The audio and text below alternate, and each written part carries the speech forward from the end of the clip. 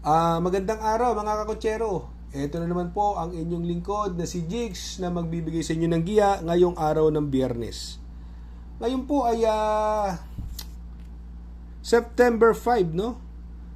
At meron po tayong 7 magagandang karera, no? Uulitin ko po itong aking giya ay purely review and analysis ko lamang at walang halong information. Simulan na po natin. Race number 1. Dito po magsisimula ang winner take all. 3-year-old and above maiden race, Placer. Distance is 1,400 meters. Meron po tayo 10 kalahok. Dito sa laban na ito, no? Yung walang sawang pinanganak na segundo, sa tingin ko pwedeng malyamado at sa tingin ko yan po ang napipili ko dyan. Numero 5, Borderline. Bagamat may mga bagong kabayo, andyan si Fortis Muller. Yan si Fortis Muller, tumakbo po yan sa kanyang unang novator run, no? Nagpreba po yan ng 1.15.2, no? Sa kwartos na 25 media, 23 media, 26 media, no? Mukhang naghahamon to sa kay King Flores, no? Imported horse po yan, no? Sa tingin ko may panalo po yan. Etong si Ride High, no, nung karera, kwarto po dumating, dikit-dikit lang.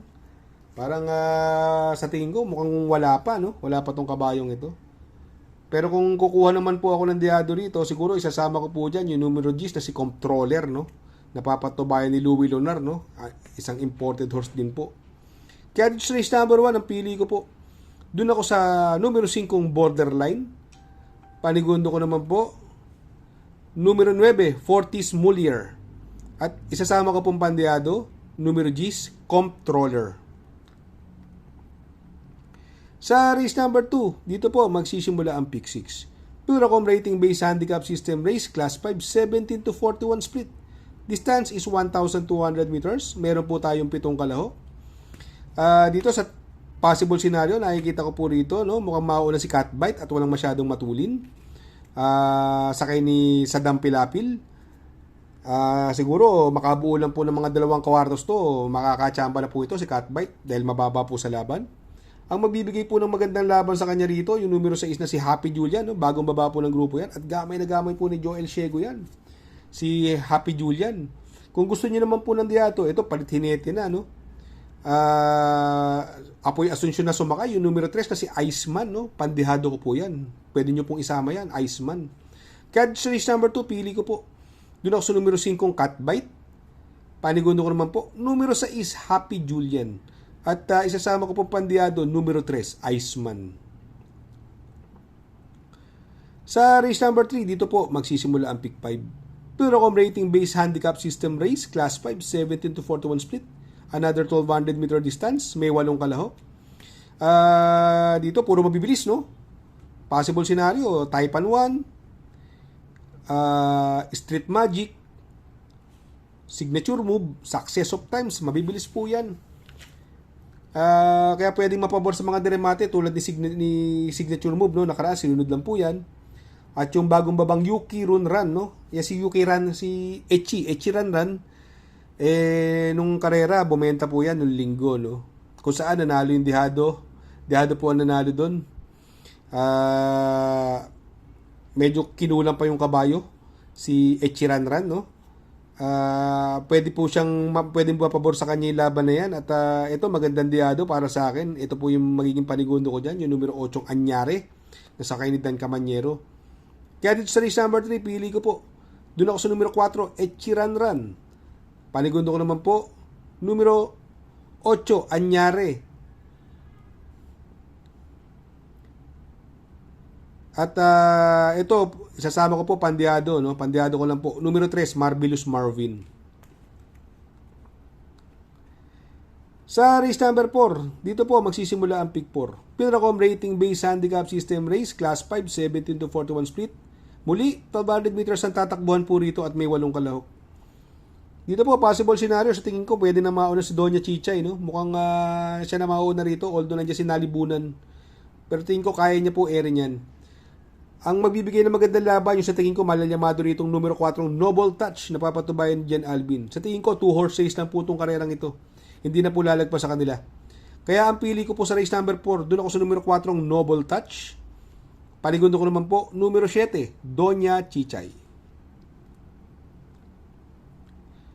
Sa race number 5, Pilracom Rating Base Handicap System Race, Class 4, 42 to 56 split. Distance is 1200 meters at dito po may 8 kalahok. Dito pansin ko po parang sobrang lamang nito, no? Numero 6 Blackstar, no? Imported, no? Sa kay ni Bumbong Villegas, gamay niya po yan, no? Parang napakababa naman po sa laban nito ni Blackstar. Siguro kung magpo-protection lang po ako sa sarili ko po niyo, no? Magdadala ng unahang numero 1 Everything, no? Sa kay ni Noel Lunar. Ay ito sinubukan na po, nakipaglutsyahan na nung karera. Ngayon maganda numero. At wala ko nakikita ibang ganong katulinan bukod sa kanya sa Everything, no? Si Go Aiden Go naman galing sa panalo, pwedeng mag-umento. At maganda rin po ang tinakbo na karanya, nag-1.26 sa 1400 meters. Kaya lang, napakaiksi po ng karera. Kaya dito sa race number 5, pili ko po. Doon ako sa numero 6, Blackstar. Panigundo ko naman po, numero 1, Everything. Sa race number 6 sa penultimate race, Pilracom Rating Base Handicap System Race, Class 5, 17 to 41 split. Distance is 1200 meters. At dito po, meron po tayong 8 kalahok po dito. Dito po, no, ang baba po sa laban nito, no, Chocolate Thunder, numero 2, sakay ni RC Tabor, no. Mukhang hindi na makakasakay si BJ Galleta at mukhang 1 taon po yung suspension niya. Ngayon, papatubayan po ni RGC Tabor. Sa tingin ko po, lamang na lamang po ito. Kung makakatunog lang po sana tayo na sa connection nito ay labas, hindi naman tingin ko matatalo to, pwede na suluhin. Kaya lang, syempre, ang hirap po talaga Ang hirap talagang medyo magtiwala. Siguro kung magpo-protection po ako rito, isasama ko po yung numero 4, Money for Gabriel, na sa kay ni John Paul Guse at gamay niya po to. Kaya sa race number 6, pili ko po, doon ako sa numero 2, Chocolate Thunder. Panigundo ko naman po, numero 4, Money for Gabriel. Sa race number 7, sa last and final race, Pilracom Rating Base Handicap System Race, Class 5, 17 to 41 split. Distance is 1200 meters. Meron po tayo 8 kalahok. Dito po, no, ang napupusuan ko po dyan, yung galing sa segundong numero 4, iikot lang, no, napapatubayan ni O'Neal, gamay niya po yan, no. Although, ang magdadala ng unahan dyan, si Marengo, no. At wala ko ibang nakikita ibang mabilis bukod sa kanya, no. Yung Quiet Thunder may tulin niya, pero tingin ko kaya ni Marengo niya, no. Sakay ni Jomel Store kasi Marengo. Sa tingin ko, 2 horse race lang po yan at hindi na makakawala dyan sa dalawang yan. Kaya sa race number 7, no, ang napupusuan ko po dyan, doon ako sa numero 4, iikot lang. Panigundo ko naman po, numero 6, Marengo.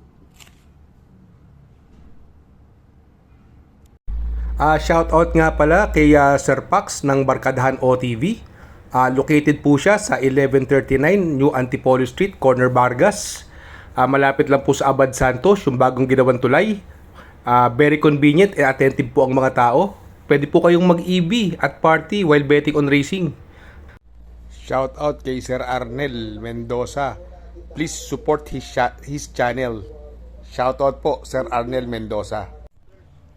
Good luck mga kakutsero. Sana po matapat ang ating giya at yung mga nakasunod, sana po ay magsitama po kayo.